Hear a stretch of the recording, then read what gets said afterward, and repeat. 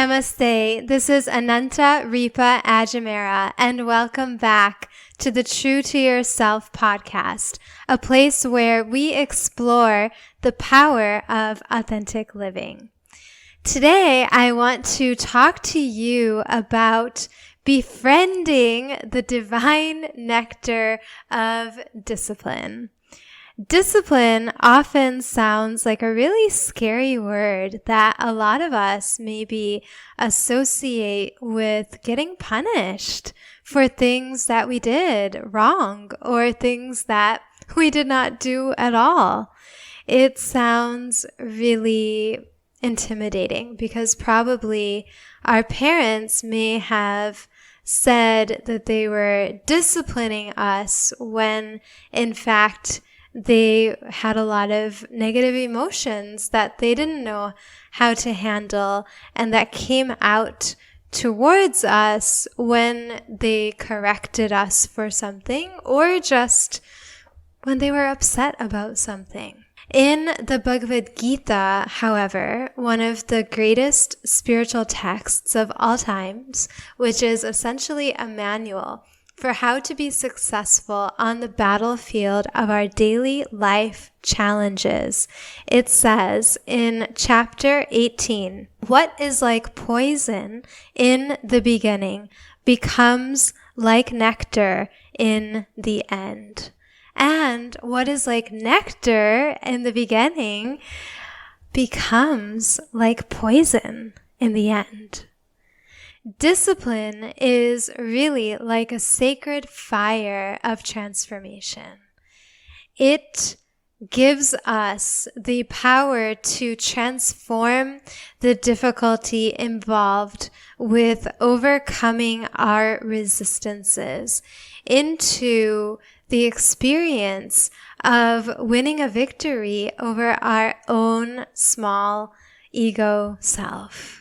It is discipline that empowers us to taste the divine nectar of your true self, of my true self, of our true self. Our true self is the source of abiding love, peace, happiness, balance, and radiant health. We always hear in the spiritual world that we have everything we need and everything we're searching for outside within our own self. And that is because our true self, our higher self, is ever full. It is ever complete. It is what is known in the Vedas as Sat, truth, Chit, consciousness, and Ananda, joy that has no opposite of sorrow. When we connect with our true self, the struggle stops automatically. When we truly connect with ourself, and ourself with a capital S, then we stop having struggles with other people because we know how to understand them. We know how to see them and to recognize that same self within them. And therefore, when we really, really have that deep unfolding of knowledge of that true self emerging, we are able to go through any situation in life in a really balanced, equanimous, and empowered way. That is how spirituality is so beneficial to us. A lot of people think, oh yeah, I'll learn about spirituality. That's a great thing to do in my retirement.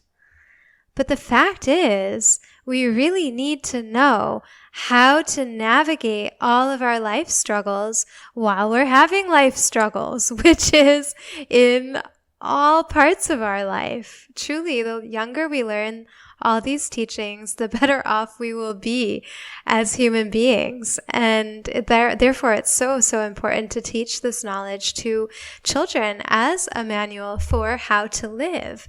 And in this manual, I feel that every statement that the sages have received and revealed to us holds some incredible wisdom. Today we're just going to talk about this one verse about how what is like poison in the beginning becomes like nectar in the end. What is like poison in the beginning becomes like nectar in the end with our friend discipline. Discipline is actually, in my opinion, the greatest act of self-love. It is an empowering force that really supports us along every step of being true to ourselves. Discipline has the root word disciple as part of it. When we are on a spiritual path, we are essentially becoming a disciple of the truth with a capital T. We are also becoming a disciple of our own experience. We do a lot of what is called svadhyay, or self-study, to be able to learn our own patterns, to be able to learn our own resistances, to be able to learn what kinds of things we do that don't result in very good effects. Everything in this universe is something that we have, everything in our own universe that we experience, rather, is something that we have created. Everything we are experiencing right here, right now, is due to the law of karma, or the law of causation. We can never go back and change the past. We can only exert power in the present moment to be able to rewrite the script of our future and what comes back to us in the future by what we're doing right now. When we're talking about discipline, it is something that needs to be guided by higher knowledge and higher wisdom. Just to have discipline by itself may certainly help us, but it can also backfire on us and be converted into some kind of an addiction. I really know this from experience. As I studied my own experience and really have become a disciple of my own experience, I can recognize how I always really resonated with discipline, but in the past, I used it as a kind of self-punishing mechanism where I internalized outer punishments by punishing my own body through restricting my food intake. That was not a healthy relationship with discipline, and I recognized that, and I then was so fortunate to learn Ayurveda years later as a way to really holistically address my eating disorder problem. I had searched and searched and searched everywhere for some kind of truly holistic solution to this problem. I looked into everything. I went to libraries to read about what causes eating disorders.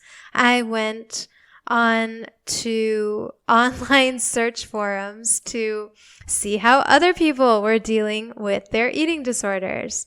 Those were very scary because a lot of people, quite frankly, were not dealing with their eating disorders. They were just sharing about the details of how they punished themselves, and it was very much triggering to read those accounts because it just reinforced the negative behaviors. I looked into talk therapy, and I did a little bit of it. I also had gone onto different kinds of fad diets to try to address it. I started practicing yoga, and that was incredible. I went very far into the yoga practice and found that I probably extended a little bit too far into it.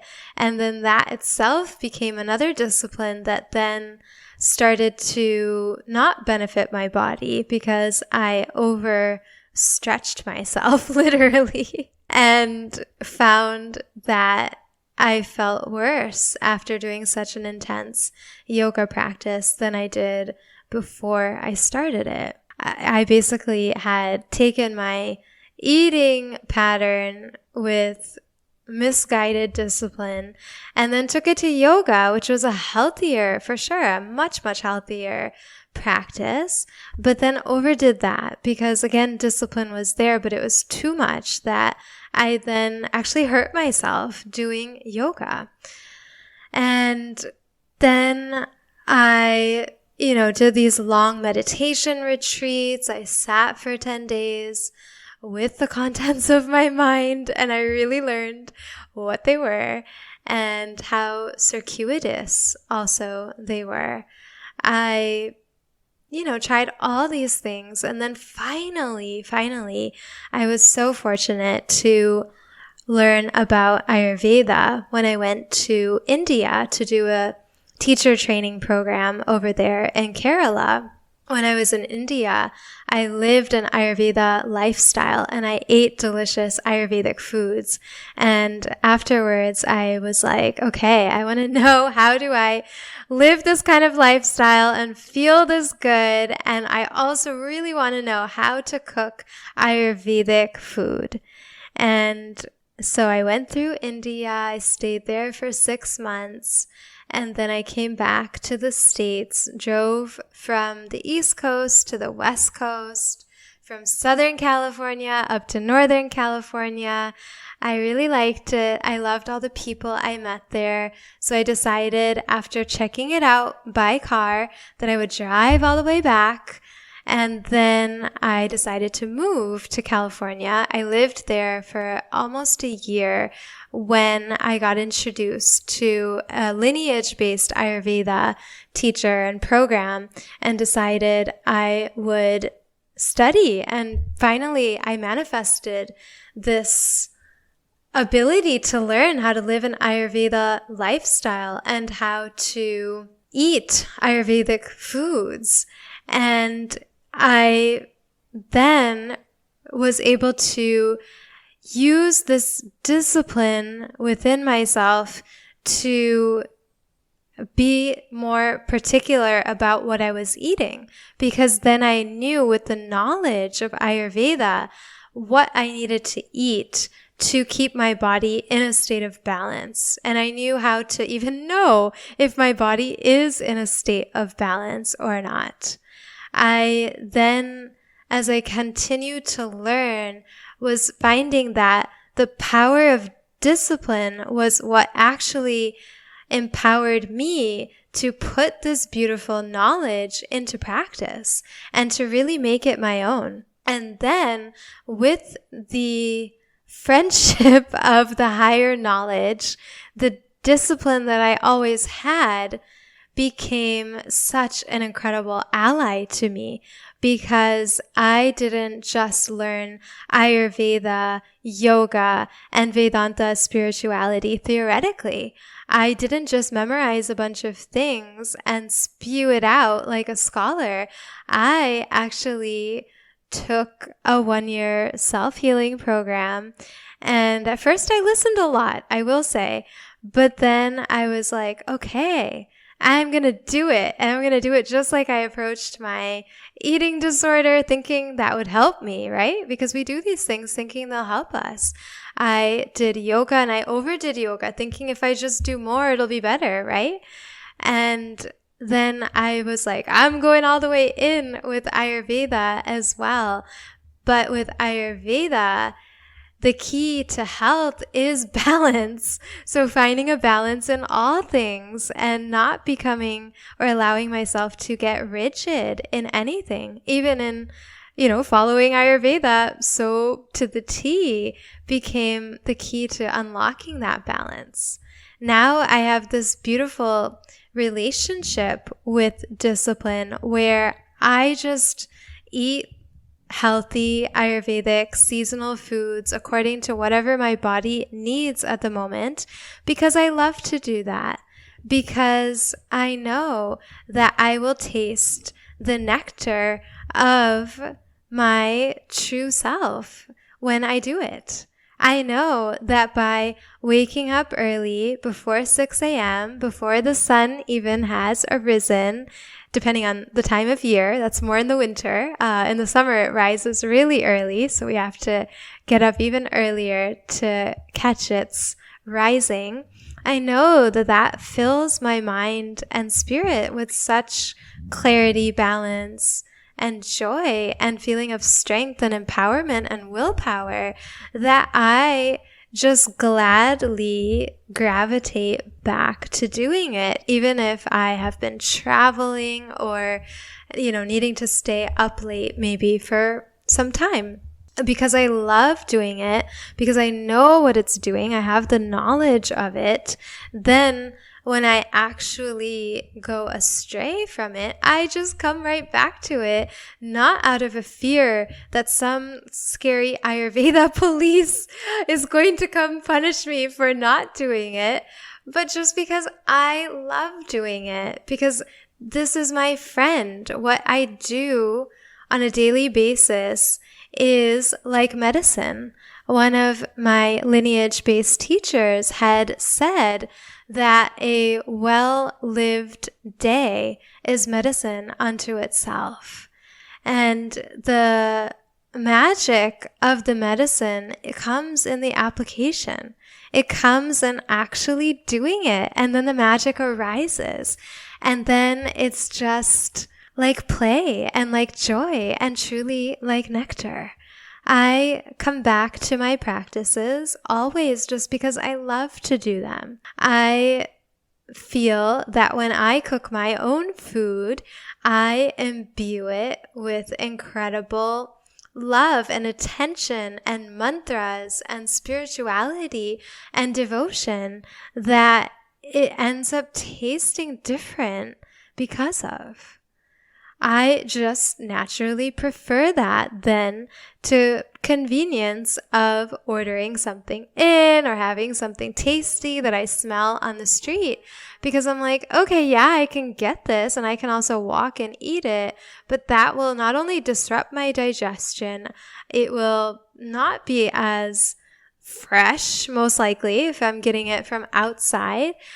Or even if it is those things, even if it is fresh, and even if, say, I sit and I mindfully eat it, it won't be infused with mantras. That I can pretty much guarantee. Most restaurant food meals are not going to be infused with mantras or spirituality, unless perhaps you go to an Ayurvedic restaurant that I love in New York, called Divya's Kitchen, and I believe they must be doing some kind of magic over there, because they are an Ayurveda restaurant, and a really beautiful one at that, a very spiritual one.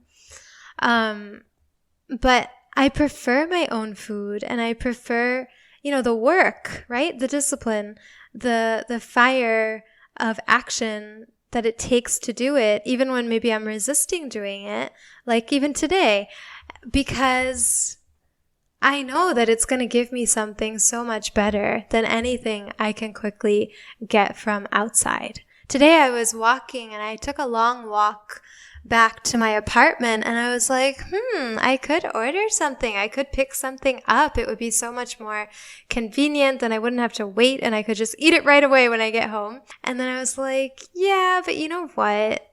It is worth the work. Discipline is worth the effort. Because I am worth the effort. I am worthy of the love and effort and care that I will put into my own self. I feel that discipline is what empowers me to really evolve and grow spiritually.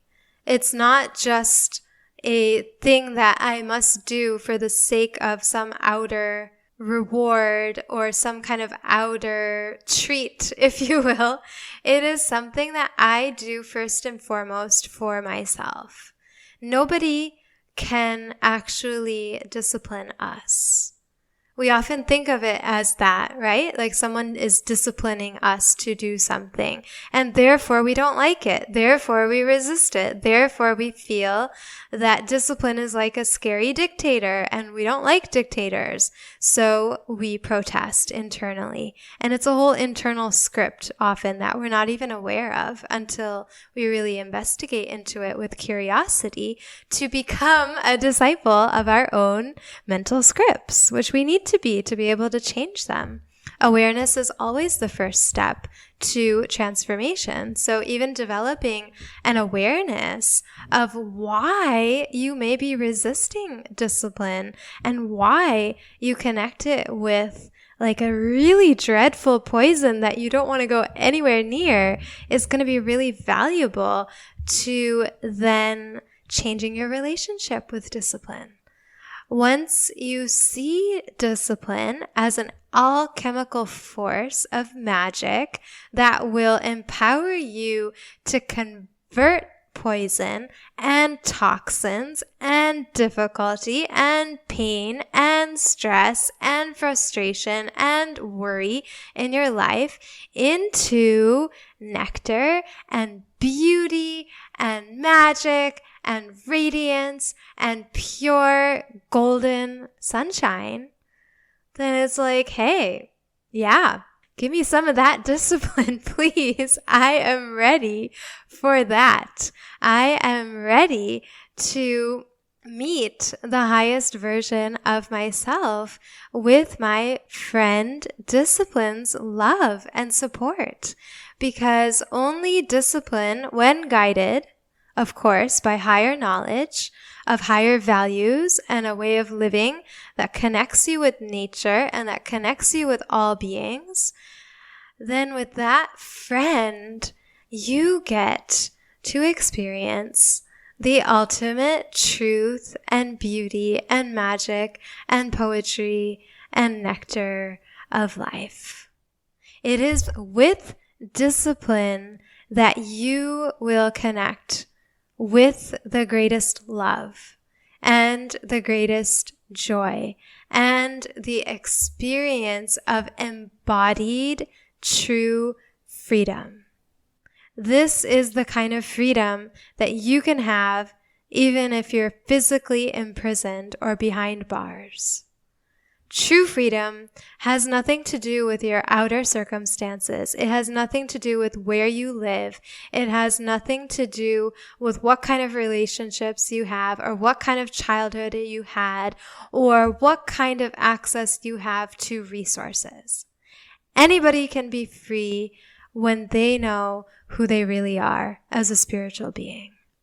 And that freedom is something that our friend discipline helps us to know, and to know by experiencing it. Discipline is the magic of true embodiment. Discipline to me is really like coming home to my own self, my true self. It is the magical ingredient that really empowers me to be true to my own self. It is like the magical medicine that supports me in being true to my own self. Discipline is truly such a gift that I feel I get the opportunity to unwrap every time I come back to it. Discipline is the gift of awareness, first of all, because when we approach our resistances, we can start to do so with curiosity, because we know that we are going to get to know this new entity called discipline. We may imagine discipline as male, female, doesn't matter. But this disciplined being may look like a scary monster to us inside. Probably it does. If you're afraid of this word, I'm sure it does. So we just have to imagine that this scary monster just looks scary on the outside. And when we get to know him or her, we find great beauty inside. And we find that we can actually heal by getting to know this inner nectar that lies in the outer thorns of discipline. When we start to, go and see the outer thorns, and we feel some resistances, and we feel some fears, and we feel some, I don't know about this, and we feel some kind of worry. If I do this, will everything fall apart? If I do this, will my partner still love me? If I do this, will my children still, accept me or listen to me? These can be all questions or concerns or whatever that come up when you're approaching this being who may look scary to you, called discipline. And I just want you to pay attention to what those are and to just name out all your resistances. It's a really good idea to write them down. Why are you resisting something that you know will be good for you? If you're resisting eating foods that you know are going to help you because you've learned why and how they help you, ideally from an ancient wisdom tradition like Ayurveda or something that resonates with you, then, what stands in your way to actually do it? If, say, you've learned the benefit of oiling your body, for example, for your energy, for your skin, for your muscle strength, for your flexibility, for your ability to sleep at night, and so many other things that actually oiling your body does do for you at a physical level, according to Ayurveda, then why do you not do it? Oiling your body, if you've learned about it, is called Sneha in Ayurveda. Sneha means to oil. It also means to love. Oiling your body is literally such a beautiful way to love your own skin and to keep yourself rejuvenated and energetic and able to sleep and mentally calm and feeling loved in a tangible way. Sometimes when people learn this practice, however, they face some resistance. And I know I even have some students who have said this, that they know it would benefit them, but they are resistant to it. Okay, so oiling your body is a discipline in Ayurveda. It's a practice that ideally you can do every day to benefit you to the greatest degree and to protect your body from injury or from strain and exhaustion and stress and fatigue. So you want to do it regularly to get those benefits. But then what part of you says no to it? What part of you says, no, it's too much. No, I can't do that. No, it's okay. I don't need to do that. I'm fine as I am. It's really important to tune into that. What is that voice in you and what is it saying to you? Write it all down because it's valuable information. And perhaps there's a reason why it's there and we want to honor that. We want to say, okay, yes, I understand that you're here as a resistance because you think I will lose lots of time if I do this 5-minute thing every day and I won't be able to accomplish all the goals that I have for myself. Okay. So then in that sense, your resistance has protected you from losing your time, right? Even if it's 5 minutes, it's protected you from not being productive in other goals at that time. But then we have to look at, what is this resistance preventing me from? And we could answer back, well, it's preventing me from not being stressed, right? It's preventing me from feeling rejuvenated. It's preventing me from feeling energetic. And say if I were feeling more rejuvenated and I were feeling more energetic, then hey, probably I would be even more productive, right? And so then it's like, okay, I think this thing, knowing its benefits, actually is worth the effort. It's worth the discipline. It's worth the getting to know the nectar inside the outer scary looking being that I resist, that I fear, that I am not so sure about. So it's knowledge that has to guide us in terms of befriending discipline.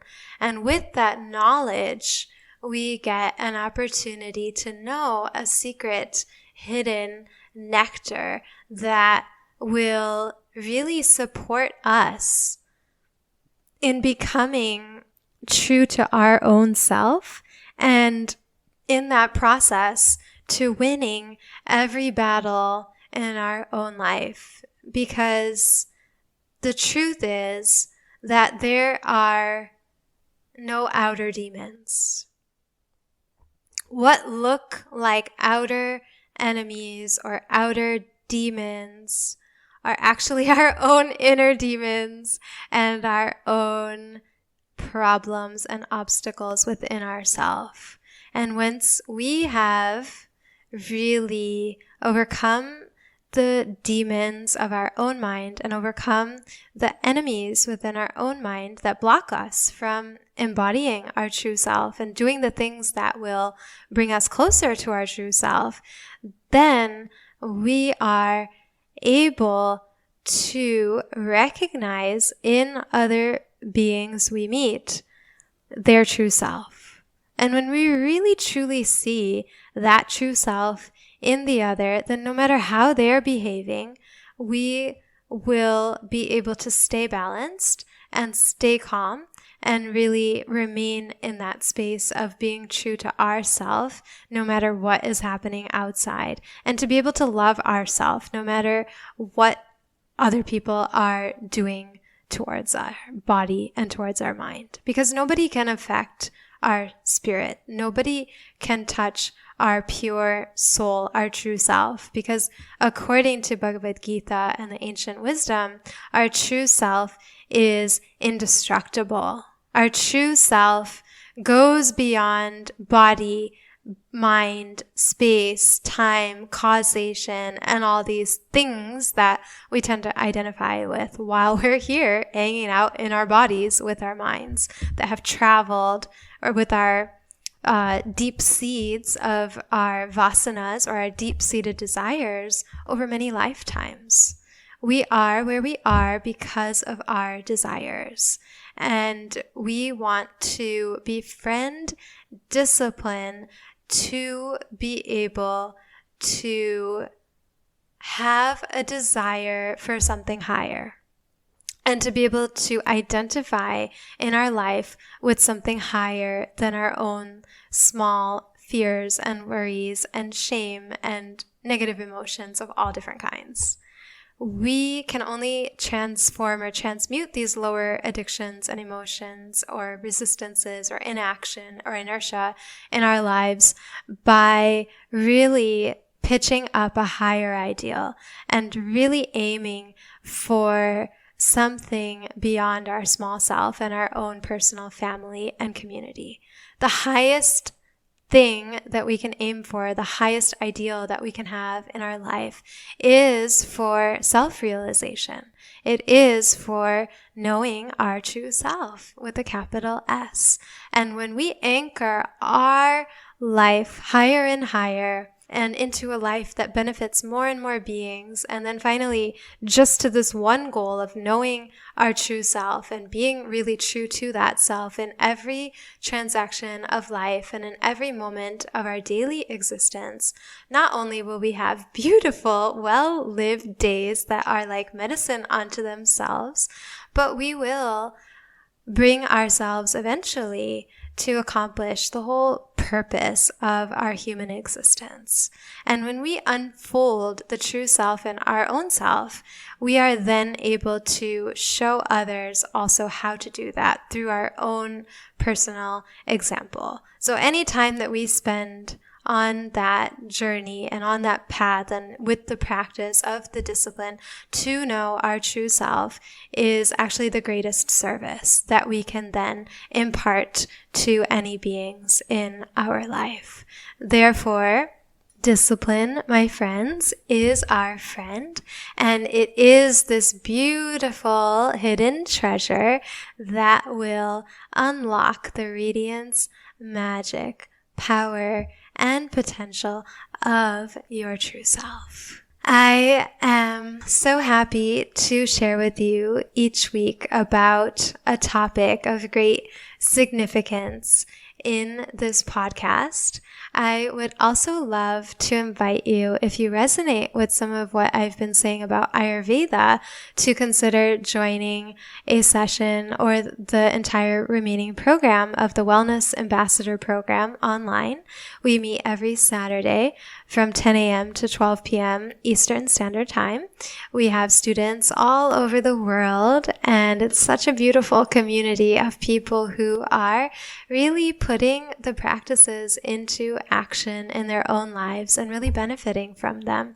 And they're benefiting because of their own discipline and their own excitement and joy and trust in the nectar of the radiant health that awaits in really putting discipline into practice. It's so helpful if you're looking to make changes in your lifestyle and in your, health related challenges, to be on a path with a practice, with a knowledge-based system, and a lot of other people who are actively not just learning to learn and know, but learning to live and to embody this divine knowledge to then activate the divine potential within themselves. And we have such a thriving community with lots and lots of WhatsApp messages and photos and videos of support and encouragement for everyone who wants to unlock this magical discipline, which is guided by really, truly beautiful and inspiring practices from the timeless tradition of Ayurveda. You can visit theancientway.co/wellness-ambassador to learn more about this program. We will also offer the program again next year. If you want to sign up next year at the very beginning, you may, or you can also just drop in for any session that you like. You can visit the link to learn more about how to do that.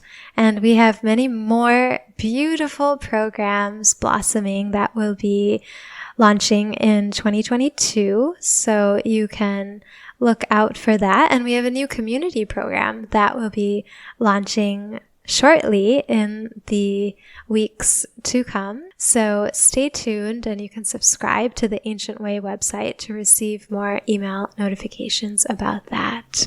You can also follow this podcast at True to Yourself Podcast on Instagram. I look forward to joining you next time. Thank you so much again, and namaste.